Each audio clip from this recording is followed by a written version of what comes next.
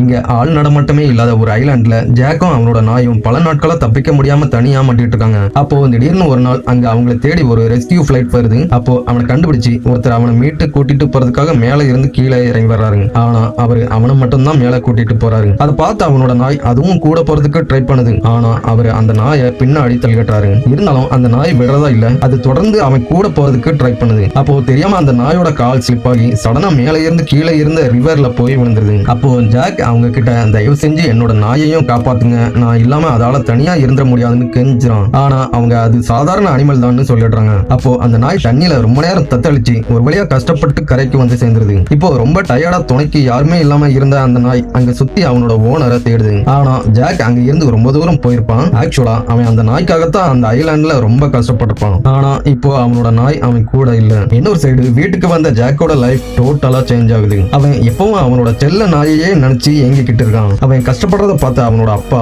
மறுபடியும் அந்த ஐலாண்டுக்கு போய் அந்த நாயை தேடி கண்டுபிடிக்க முடிவு பண்றாரு. அப்படியே அவங்க அந்த ஐலாண்டுக்கு போய் தொலைஞ்சு போன அவங்க நாயை ரொம்ப நாளா அங்கேயே தங்கி தேடுறாங்க. ஆனா எங்க தேடியும் அந்த நாயை கண்டுபிடிக்கவே முடியல. இன்னொரு பக்கம் அவனோட அம்மாவும் நாயை கண்டுபிடிக்க அந்த சிட்டி ஃபுல்லா போஸ்டரை ஒட்டுறாங்க. அப்படியே ஒரு சில மாதங்கள் ஆகுது. ஆனா நாய் மட்டும் கிடைக்கவே இல்லை. இதுக்கப்புறம் நாய் கிடைக்குங்கிற நம்பிக்கை அவனுக்கு மெல்ல மெல்ல குறையவும் ஆரம்பிக்குது. அப்பவும் ஜாக் டெய்லி அவனோட விசில் அடிச்சு நாயை கூப்பிட்டு பார்ப்பான். ஏன்னா இதுக்கு முன்னாடி அந்த விசில் சத்தத்தை கேட்டதும் அவனோட நாய் எங்க இருந்தாலும் என்ன பண்ணிட்டு இருந்தாலும் உடனே அவன் கிட்ட ஓடி வந்துடும். அப்போ திடீர்னு ஒரு நாள் ஜாக் தூரத்துல ஏதோ ஒன்ன பாக்குறான். அது மெல்ல அவனை நோக்கி வந்துட்டு இருக்குது. பார்த்தா அது அவனோட நாயா தான் இருக்கும். அந்த நாய் பாடி ஃபுல்லா இன்ஜுரி ஆகி நடக்கவே முடியாம நொண்டி நொண்டி அவன் பக்கத்துல வந்துட்டு இருக்கும். பல மாசத்துக்கு அப்புறம் அதோட ஓனரை திரும்பவும் பார்த்த சந்தோஷம் அந்த நாயோட முகத்துல தெரியுது. அப்போ திடீர்னு அந்த நாய் அப்படியே நின்றுது. அவன் திரும்பவும் அதை விட்டுட்டு போயிருவானோன்னு பயந்து போய் அங்கேயே உட்கார்ந்துருக்குது. ஆனா ஜாக் சந்தோஷத்துல வேகமா ஓடி வந்து அந்த நாயை அப்படியே டைட்டா கட்டி பிடிக்கிறான். அப்பதான் அந்த நாய் தன்னோட ஓனர் இன்னும் நம்மளை மறக்கவே இல்லைன்னு அதுவும் ரொம்ப சந்தோஷப்படுது.